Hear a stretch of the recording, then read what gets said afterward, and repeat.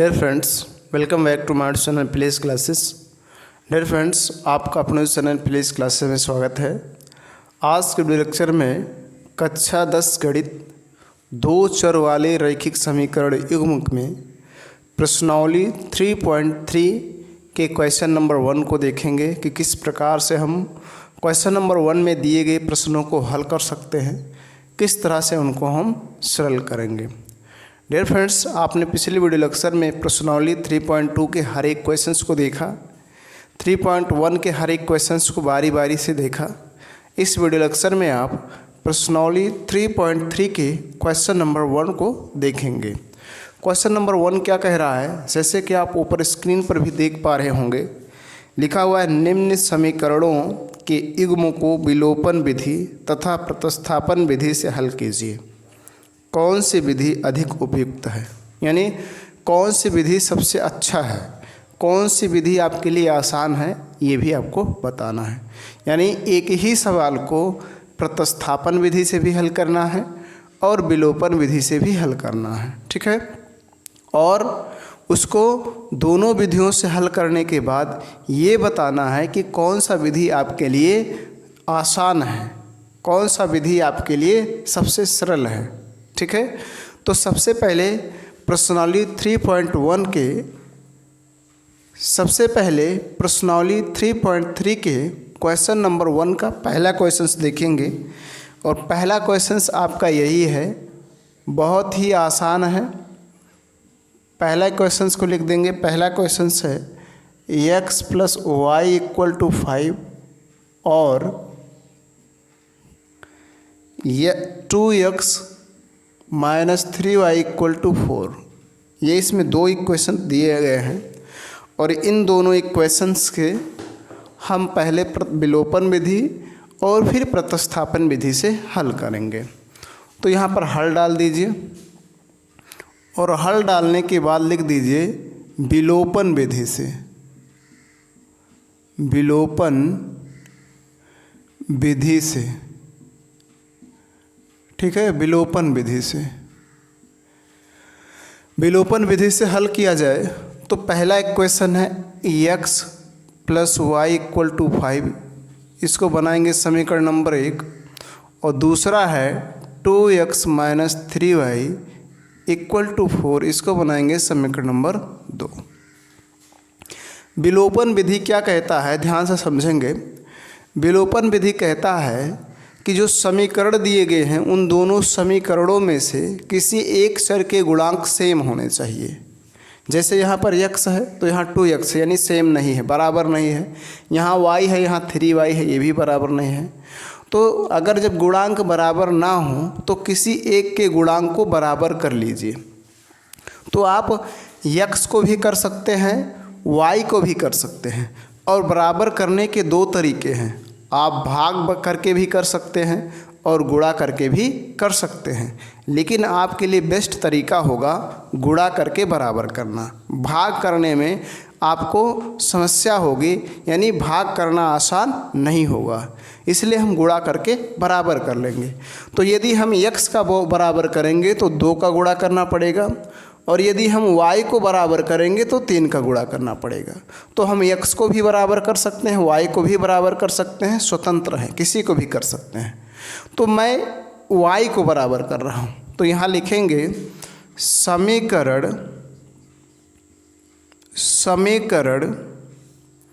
1 में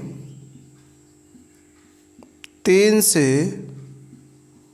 गुणा करने पर, समीकरण 1 में 3 से गुणा करने पर, ठीक है।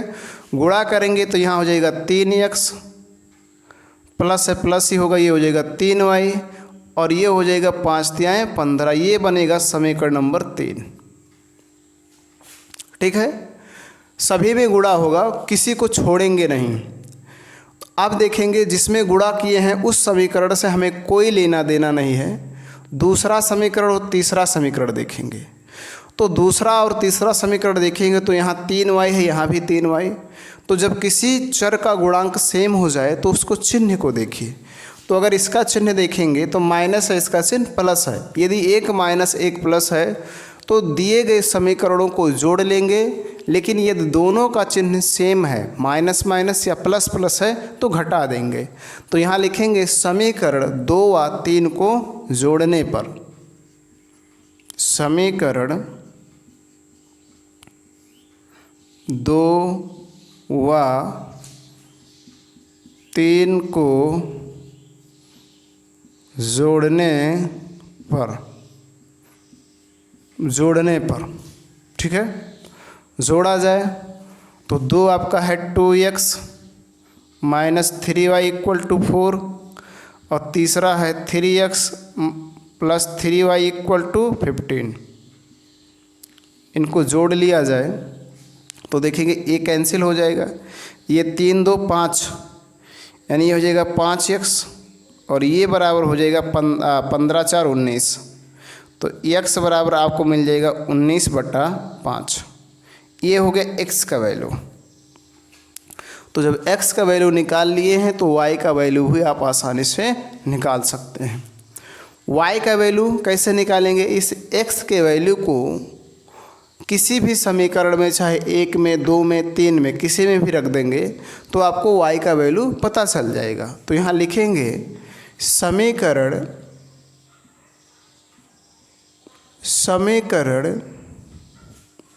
1 में x का मान रखने पर, आप प्रतिस्थापित करने पर भी लिख सकते हैं, कोई दिक्कत नहीं है। रखने पर, प्रतिस्थापित करने पर बात एक ही है। रखने पर ये समीकरण 1 है, इसका मान है, x का मान है 19/5 प्लस y और बराबर 5। y बराबर हो जाएगा 5, इसको उधर ले जाएंगे प्लस माइनस हो जाएगा 19/5। y बराबर ये हो जाएगा 5 25 और माइनस 19/5। घटा लेंगे तो y बराबर हो जाएगा 6/5। ये हो गया y का वैल्यू और यह है x का वैल्यू। यानी यहाँ लिख देंगे अतः देखेंगे x का वैल्यू जो आया है यह आया है 19/5 और जो y का वैल्यू आया है ये 6/5। तो इस तरह से आप इनको हल कर सकते हैं, सरल कर सकते हैं। बहुत इजी है, बहुत आसान है, बस आपको ध्यान रखना है कि किस तरह से हम इसको सरल करेंगे, किस तरह से इसको हम हल कर सकते हैं। फ्रेंड्स, अब इसी क्वेश्चंस को प्रतिस्थापन विधि से हल करेंगे। पहले आपने विलोपन विधि से हल किया, पहले ही क्वेश्चंस को विलोपन विधि से हल किया, अब आप प्रतिस्थापन विधि से हल करेंगे। तो यहाँ लिख देंगे प्रतिस्थापन विधि। अब प्रतिस्थापन विधि से देखेंगे कैसे होगा। तो प्रतिस्थापन विधि में पहला इक्वेशन है x + y = 5। इसको थोड़ा बदल लेते हैं, y को यहीं पर रहने देते हैं और x को उधर ले गए तो 5 - x हो जाएगा। इसको बना लेते हैं समीकरण नंबर 1। दूसरा है 2x - 3y = 4। इसको बनाते हैं समीकरण नंबर 2। इसको चेंज क्यों किया गया? क्योंकि प्रतिस्थापन विधि का रूल है कि दिए गए समीकरणों में से किसी एक समीकरण को इस तरह से बदलिए कि एक तरफ केवल एक ही चर रहे, उसके साथ ना तो प्लस हो ना माइनस हो और ना कोई गुणांक हो। माइनस होगा तो लिखा जाएगा, प्लस तो हमेशा नहीं लिखा जाता है, और उसके साथ कोई गुणांक नहीं होना चाहिए, यानी जैसे ये लिखा गया है। फिर जो वो वैल्यू आए उसे दूसरे समीकरण में या पहले समीकरण में रख दीजिए। अब आप इसको भी चेंज कर सकते हैं, इसको भी चेंज कर सकते हैं, यानी जो बदलाव आप इसमें किए हैं इसमें भी कर सकते हैं, लेकिन जो आपके लिए आसान रहे उसमें बदलाव कीजिए। अब देखेंगे, यहाँ लिखेंगे समीकरण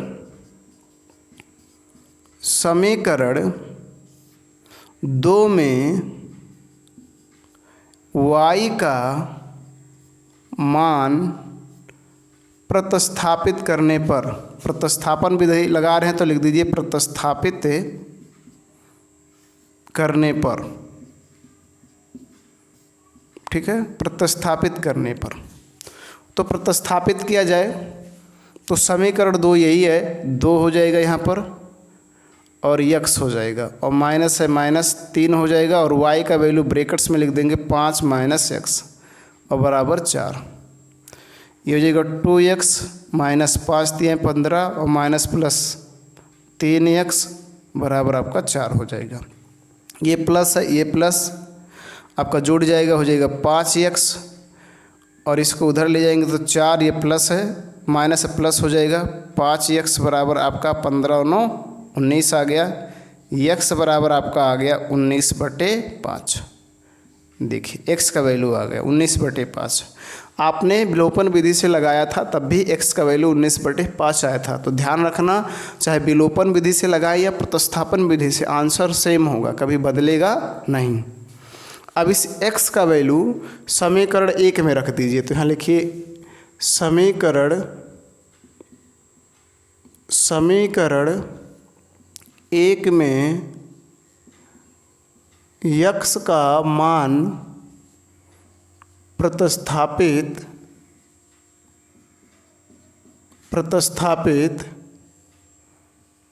करने पर, समीकरण 1 में x का मान प्रतिस्थापित करने पर रखा जाए। समीकरण 1 यही है आपका, y = 5 माइनस x का वैल्यू 19/5। y बराबर हर को बराबर करेंगे तो 25 माइनस 19/5 हो जाएगा। तो y का वैल्यू आपका आ जाएगा 6/5। ये हो गया। अतः देखेंगे x का वैल्यू 19/5 और y का वैल्यू 6/5, ये है। तो ये रहा प्रतिस्थापन विधि, और इसके पहले आपने इसको विलोपन विधि से हल किया। अब दोनों विधियों को तुलना करना है और बताना है कि कौन सा विधि उपयुक्त है, यानी सबसे अच्छा है, आसान है, सरल है। तो इसको आप स्वयं बताएंगे कि कौन सी विधि आपके लिए आसान है, कौन सी विधि आपके लिए सरल है। इसको कमेंट बॉक्स में ज़रूर लिखिएगा। डियर फ्रेंड्स, आपके सामने प्रश्नावली 3.3 के क्वेश्चन नंबर 1 का दूसरा क्वेश्चन है, और इस क्वेश्चन को सबसे पहले विलोपन विधि से हल करेंगे और उसके बाद प्रतिस्थापन विधि से। तो यहाँ पर देखिए हल डालेंगे, जिस विधि का यूज़ करेंगे उसका नाम लिख देंगे विलोपन विधि से, और उसके बाद एक क्वेश्चन लिख देंगे। यहाँ 3x है प्लस 4y = 10, इसको बनाएंगे समीकरण नंबर 1, और दूसरा है 2x माइनस 2y = 2, इसको बनाएंगे समीकरण नंबर 2।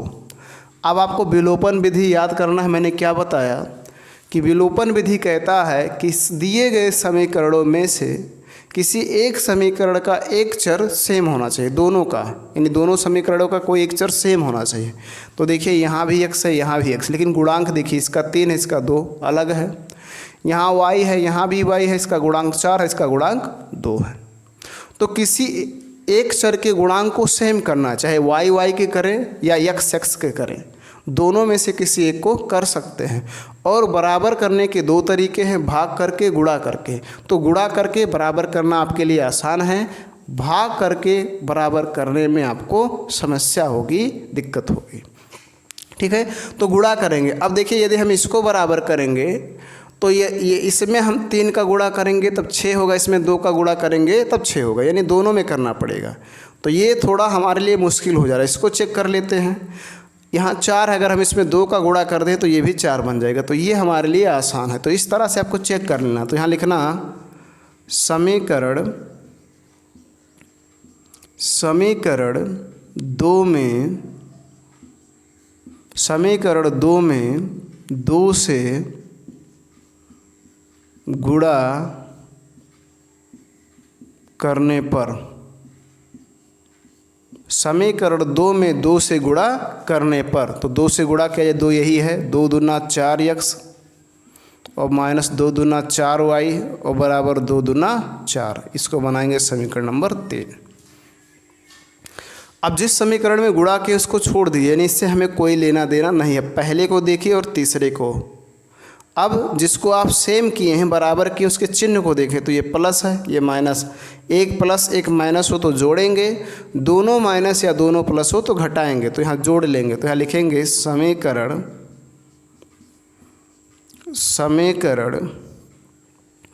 1 व 3 को जोड़ने पर जोड़ा जाए।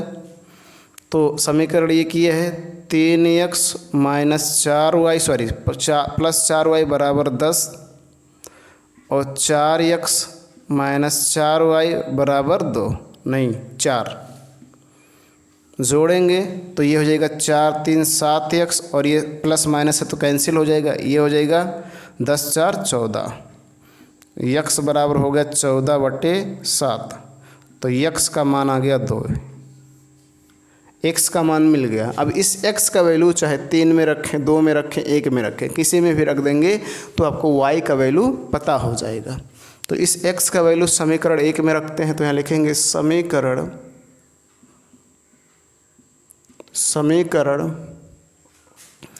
1 में x का मान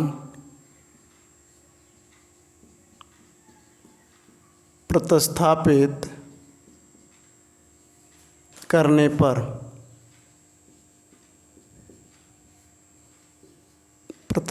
करने पर किया जाए तो समीकरण 1 है 3 और गुणे x का वैल्यू 2 है तो 2 और प्लस 4y और बराबर 10।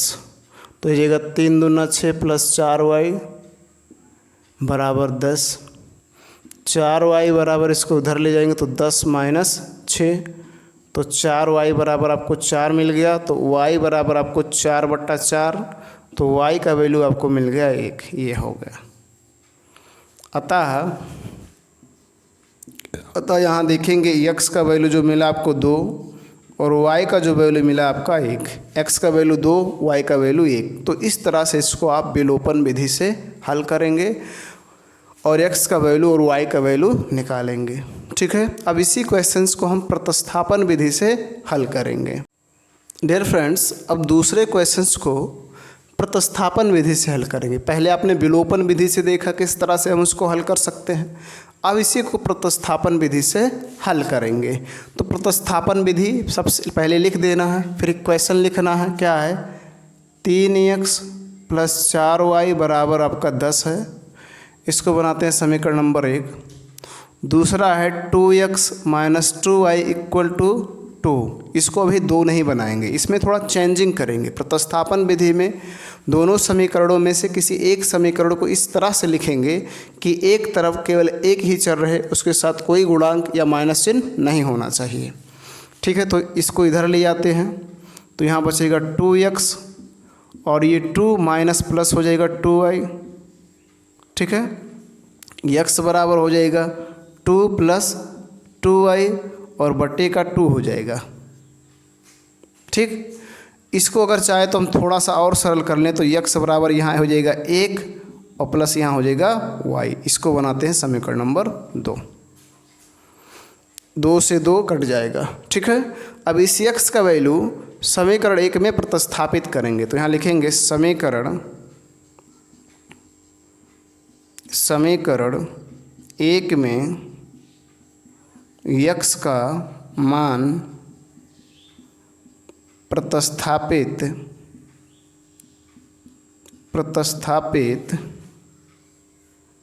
करने पर, समीकरण 1 में x का मान प्रतिस्थापित करने पर, प्रतिस्थापित किया जाए ये है तो 3 गुणे x के स्थान पर रखेंगे 1 प्लस y और प्लस 4y बराबर 10। ये हो जाएगा 3 एकम 3 प्लस 3y और प्लस 4y बराबर आपका 10 मिल गया। ये हो जाएगा 4 3 7y और इसको इधर ले जाएंगे तो 10 माइनस 3 हो जाएगा। 7y बराबर 7 आ गया तो y बराबर हो जाएगा 7/7 और y की वैल्यू आपको मिल जाएगा 1। ये मिल गया y का वैल्यू।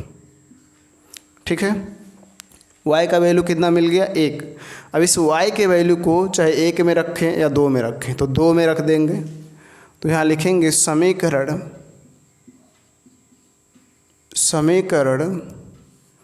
2 में y का मान प्रतिस्थापित करने पर, y का मान प्रतिस्थापित करने पर रखा जाए। समीकरण 2 ये है x equal to 1 plus y का मान भी 1, तो x इक्वल टू आ जाएगा 2। ये बन गया क्वेश्चन, ये x का वैल्यू पता चल गया। अतः x का वैल्यू 2 और y का वैल्यू 1 होगा। इसमें आप विलोपन विधि को भी आपने देखा कि उसमें भी x का वैल्यू 2 और y का वैल्यू 1 आया है। दोनों विधियों में विधि कोई भी यूज करेंगे कभी भी x और y का वैल्यू चेंज नहीं होगा। तो इस तरह से आप विलोपन विधि से और प्रतिस्थापन विधि से दोनों विधियों से हल करेंगे और उसके बाद बताएंगे कि आपके लिए बेस्ट तरीका, बेस्ट मेथड, बेस्ट विधि कौन सा है। डियर फ्रेंड्स, आपके सामने प्रश्नावली 3.3 के क्वेश्चन नंबर 1 का तीसरा क्वेश्चन है और इस तीसरे क्वेश्चन को सबसे पहले आप विलोपन विधि से हल करेंगे। तो विलोपन विधि से हल करने के लिए पहले क्वेश्चन को लिखेंगे। तो यहाँ पर 3x - 5 और -4 इक्वल टू 0 है। इस तरह अगर लिखा हो तो इसमें बदलाव करेंगे, चेंजिंग करेंगे, उसके बाद इक्वेशन मानेंगे। तो इसको हम ऐसे लिख सकते हैं 3x - 5y इक्वल टू, इसको उधर ले जाएंगे तो माइनस प्लस हो जाएगा 4, इसको बनाएंगे इक्वेशन नंबर 1। दूसरा देखिए, दूसरा क्या है 9x इक्वल टू 2y + 7, इसमें भी चेंजिंग करेंगे, इसको ऐसे लिखेंगे 9x इधर लाएंगे तो ये -2y हो जाएगा और इधर 7 ही रहने देंगे, इसको बनाएंगे इक्वेशन नंबर 2। ठीक, अब दोनों इक्वेशंस में देखेंगे क्या किसी चर के गुणांक सेम हैं। तो देखा जाए इसमें x है, इसका 3 गुणांक है, इसमें x है, इसका गुणांक 9 है, यानी बराबर नहीं है। यहाँ y है, इसका गुणांक 5 है, यहाँ भी y इसका गुणांक 2 है, बराबर नहीं है। तो किसी एक के गुणांक को बराबर करेंगे।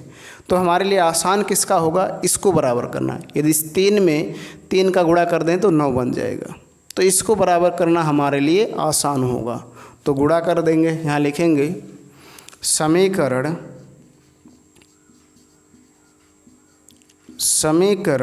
1 में 3 से गुणा करने पर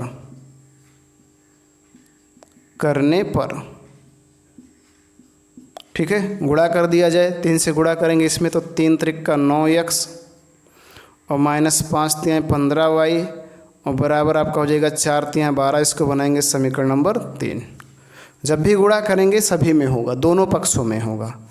अब जो गुणा किए उसको छोड़ दीजिए, अब इन दोनों को देखिए, दूसरे और तीसरे में। तो जिसको आप बराबर किए हैं, जिसके गुणांक सेम है, उसके चिन्ह को देखना। तो ये प्लस है, ये भी प्लस है। जब दोनों प्लस प्लस हो या दोनों माइनस माइनस हो तो घटाएंगे, लेकिन एक प्लस एक माइनस हो तो जोड़ेंगे। तो समीकरण 3 में से समीकरण 2 को क्या कर देंगे, घटा देंगे। तो यहाँ लिखेंगे समीकरण 3 में से समीकरण 2 को घटाने पर, ठीक है, घटाया जाए। यानी 3 में से 2 को घटाएंगे तो 3 ही आपका ये है 9x - 15y बराबर 12। ये तीसरा है, दूसरा ये है 9x - 2y इक्वल टू 7। जब भी घटाएंगे ध्यान रखिएगा तो चिन्ह बदलेगा, ये माइनस है, प्लस है, माइनस हो जाएगा, माइनस होगा तो प्लस हो जाएगा, ये माइनस है, ये प्लस माइनस फिनिश हो जाएगा। और ये माइनस प्लस जो होगा, माइनस प्लस ये जो होगा घटेगा, लेकिन जो बड़ा होगा वही चिन्ह लगाएंगे। ये बड़ा है तो माइनस लगा देंगे, यहाँ पर हो जाएगा 13y। और यहाँ भी घटेगा तो यहाँ आपको मिल जाएगा 12 में से 7 घटाएंगे तो 5। ठीक, अब y बराबर यहाँ पर मिल जाएगा, आपको वैल्यू मिलेगा y बराबर 5/-13।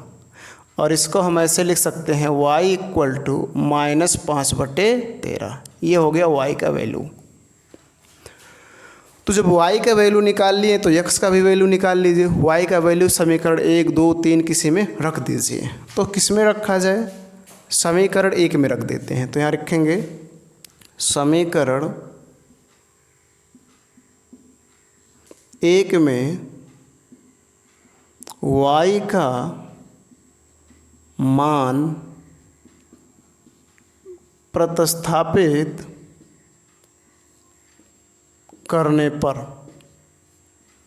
प्रतिस्थापित करने पर समीकरण एक यही है, 3x माइनस 5 गुणे y का मान है -5/13 और बराबर आपका 4 है।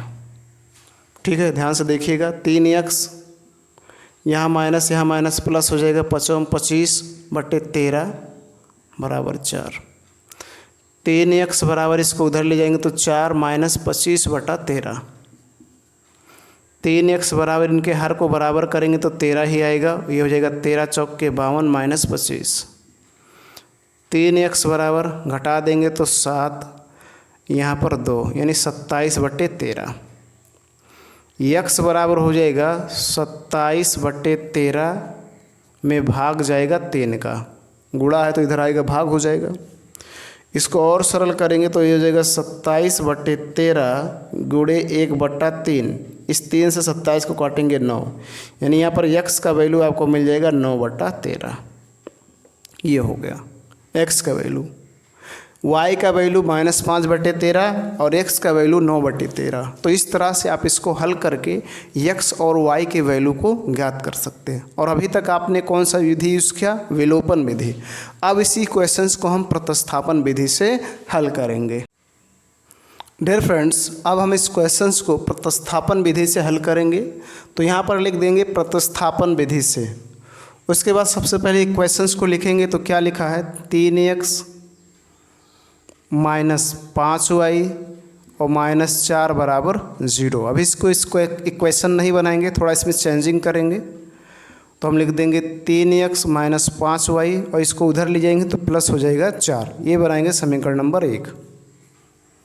दूसरा देखिए, पुनः ये लिखा है 9x बराबर 2y और +7। तो इसमें हम थोड़ा सा बदलाव कर लेंगे, क्योंकि प्रतिस्थापन विधि का नियम है कि एक तरफ केवल एक ही चर होना चाहिए, दिए गए समीकरणों में से किसी एक को बदलेंगे। तो यहाँ देखिए पहले से लिखा हुआ है, लेकिन इसके साथ 9 है, इस गुणांक को भी हमें हटाना है। तो इसको हम ऐसे लिख सकते हैं, x बराबर 2y +7 और बट्टी ये हो जाएगा 9। इसको बनाएंगे समीकरण नंबर 2। इधर गुणा है, जब इधर आएगा तो भाग हो जाएगा, यानी पूरे का बटा हो जाएगा। अब इस x के वैल्यू को समीकरण 1 में प्रतिस्थापित करेंगे। तो यहाँ लिखिए, समीकरण 1 में x का मान प्रतिस्थापित करने पर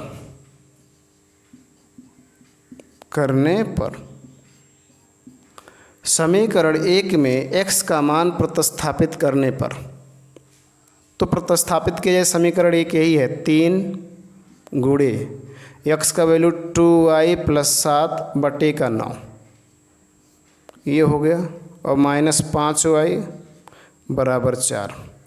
इस 3 से इस 9 को काट देंगे, 3 आ जाएगा, यानी ये हो जाएगा 2y +7 बटे 3 और -5y बराबर 4। इसके हर को अगर बराबर कर लिया जाए तो देखिए क्या बन जाएगा, 2y +7 और -5 त्याएँ 15y और बटे का 3 और बराबर इधर हो गया 4। ठीक है, आगे समझेंगे। आगे यहाँ पर देखिए, ये देखिएगा 2y है प्लस और ये माइनस है, तो प्लस माइनस घट जाएगा, यानी आ जाएगा आपका -13y, जो बड़ा होगा वही चिन्ह लगाएंगे, और +7 और बराबर कैंची गुणा कर देंगे तो हो जाएगा 4 तिहाई 12। इसका इसमें गुणा कर देंगे, -13y बराबर 7 को उधर ले जाते हैं तो 12 और माइनस हो जाएगा 7। -13y बराबर हो जाएगा 5, तो y बराबर हो जाएगा 5 बटे -13। हम इसको ऐसे लिख सकते हैं, y बराबर -5 बटे 13, क्योंकि डिनोमिनेटर को हर को ऋणात्मक नहीं रखा जाता है। अब इस y का वैल्यू समीकरण 2 में रख देंगे, x का वैल्यू पता हो जाएगा। यह है समीकरण नंबर 2। तो यहाँ लिखिए, समीकरण 2 में y का मान प्रतिस्थापित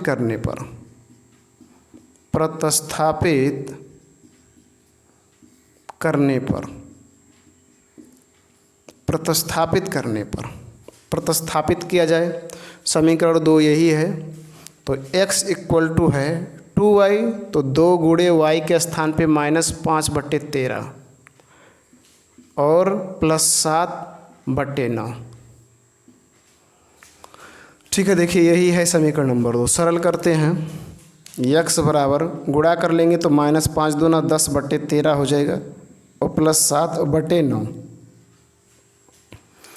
इसको हर करते हैं, यहाँ पर देख लीजिएगा।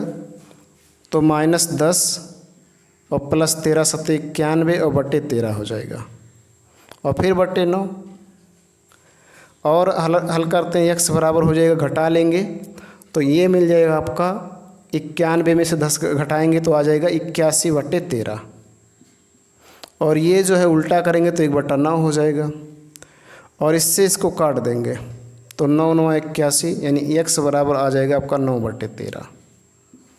तो ये हो गया, x का वैल्यू 9/13, y का वैल्यू -5/13 और यही वैल्यू आपने विलोपन विधि से निकाला था। तो विधि कोई भी हो वैल्यू सेम आएगा, यानी वैल्यू कभी चेंजिंग नहीं हो सकता है।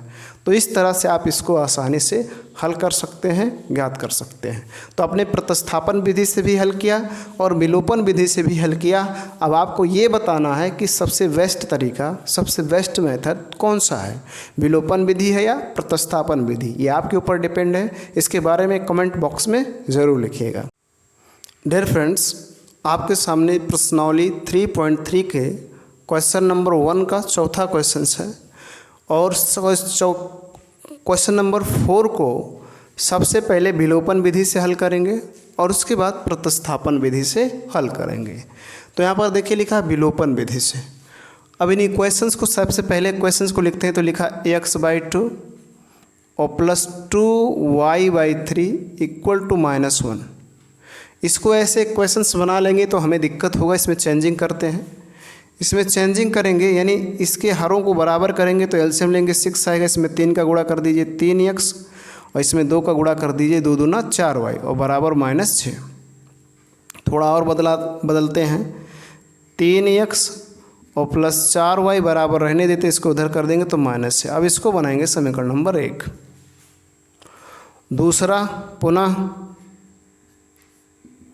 दूसरा इक्वेशन है x - y/3 इक्वल टू 3।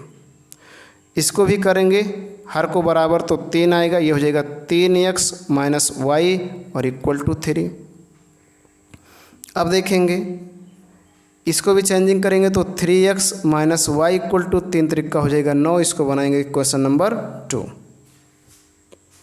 अब दोनों इक्वेशंस को मैच करेंगे। विलोपन विधि का रूल है, इक्वेशंस को मैच करेंगे, देखेंगे क्या उसमें किसी का गुणांक सेम है, x का गुणांक या y का गुणांक। तो देखा जाए यहाँ पर x है, यहाँ भी x है, इसका गुणांक 3 है, इसका भी गुणांक 3 है।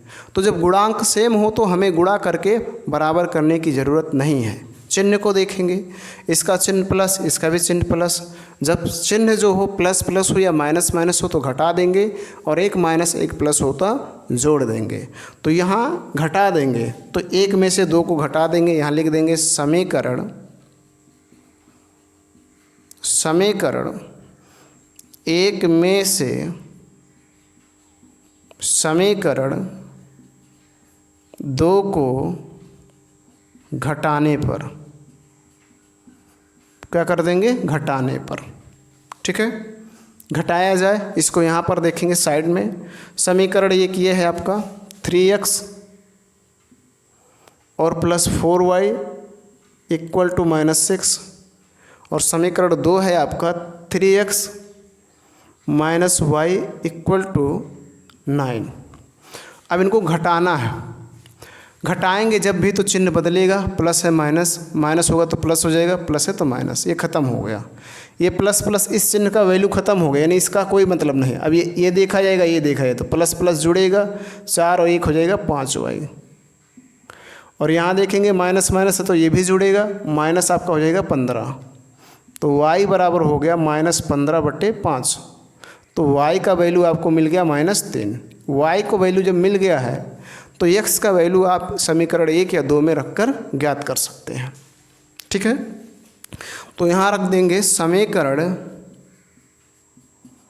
समीकरण 2 में y का मान प्रतिस्थापित करने पर, चाहे रखने पर लिख दो या करने पर लिख दो, प्रतिस्थापित करने पर या रखने पर केवल। तो समीकरण 2 में रखना, समीकरण 2 यही है। तो 3x और माइनस y का मान भी -3 है और बराबर 9। ठीक है, देखिए ये माइनस लगा है, y का मान -3 है। सरल करेंगे 3x, ये माइनस माइनस प्लस हो जाएगा, 3 बराबर 6, 9 3x बराबर हो जाएगा 9, ये प्लस उधर जाएगा माइनस हो जाएगा। 3x बराबर आपको मिल गया 6, तो x बराबर मिल जाएगा 6/3, तो x का वैल्यू 2, यानी x का वैल्यू जो 2 होगा और y का वैल्यू होगा -3। ठीक है, तो इस तरह से आप इनको विलोपन विधि से हल कर सकते हैं, ज्ञात कर सकते हैं। अब इसी क्वेश्चंस को हम प्रतिस्थापन विधि से देखेंगे कि किस तरह से हम इसको प्रतिस्थापन विधि से हल करेंगे। डियर फ्रेंड्स, अब आप क्वेश्चन नंबर 4 को प्रतिस्थापन विधि से देखेंगे। इसके पहले आपने विलोपन विधि से हल किया, इसमें प्रतिस्थापन विधि से देखेंगे। तो मैंने यहाँ पर लिख दिया प्रतिस्थापन विधि से, और मैंने इसको नहीं मिटाया हुआ है। क्यों? क्योंकि इतना काम हमें सभी में करना है। विलोपन विधि रहेगा तब भी ये काम करना है, और प्रतिस्थापन विधि रहेगा तब भी ये काम करना है। ठीक है, तो इतना मैंने नहीं मिटाया। अब यहाँ पर जो समझना, ये नीचे वाला जो पॉइंट है इसको समझना है। इसमें मैंने क्वेश्चन नंबर 2 नहीं बनाया है, इसको कब बनाएंगे, थोड़ा इसमें चेंजिंग करेंगे उसके बाद।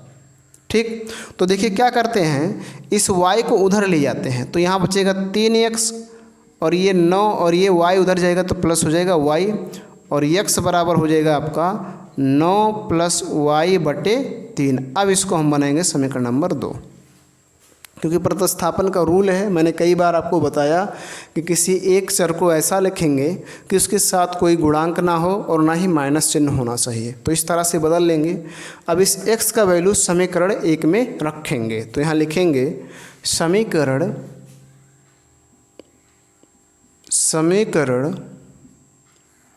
1 में x का मान प्रतिस्थापित करने पर, प्रतिस्थापित करने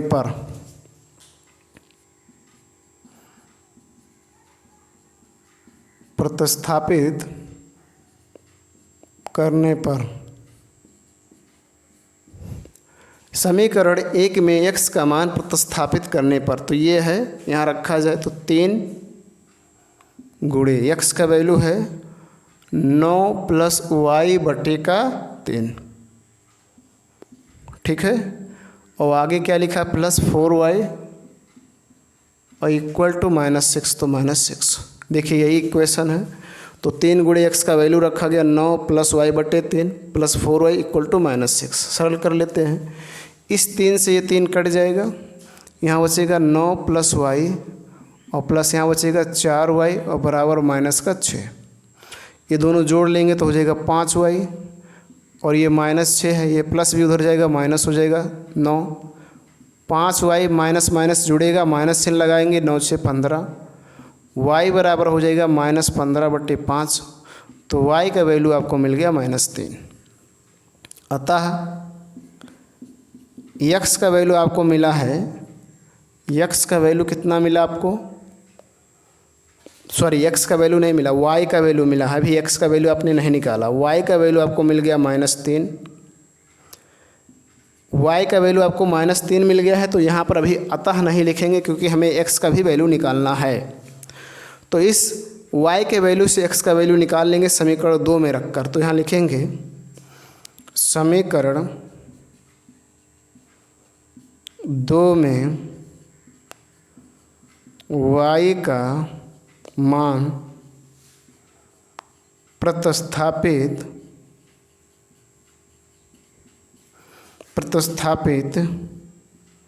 करने पर,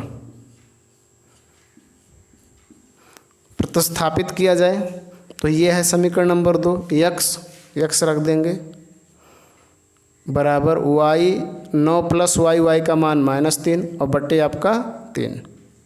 सरल कर लेंगे तो 9, ये देखिएगा प्लस माइनस माइनस हो जाएगा 3 और बट्टे 3, घटाएंगे तो ये आ जाएगा 6/3 और भाग देंगे तो x का वैल्यू आपको मिल जाएगा 2। तो x का वैल्यू 2 होगा, y का वैल्यू -3। तो इस तरह से आपने विलोपन विधि से भी देखा था और वही वैल्यू आपको प्रतिस्थापन विधि में भी मिला। ये दोनों का वैल्यू अलग अलग आ जाए इसका मतलब आपने कहीं पर गलती की है, तो उसको आप चेक करेंगे गलती कहाँ पर हुई, क्योंकि कभी भी वैल्यू चेंजिंग नहीं होगा, मेथड कोई भी रहे। ठीक है, तो इस तरह से आप इसको आसानी से हल कर सकते हैं।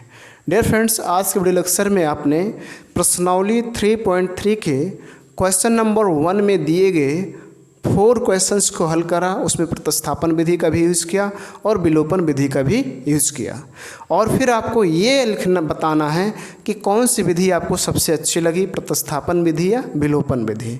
पूरा वीडियो लेक्चर देखने के बाद यदि आपको पसंद आया तो लाइक करें, चैनल में पहली बार विजिट किए हो तो चैनल को सब्सक्राइब करें, साथ ही साथ बेल आइकन प्रेस करें ताकि जो मैं वीडियो अपलोड करूँ उसका नोटिफिकेशन आपको मिलता रहे। आज के वीडियो लेक्चर में इतना ही, धन्यवाद।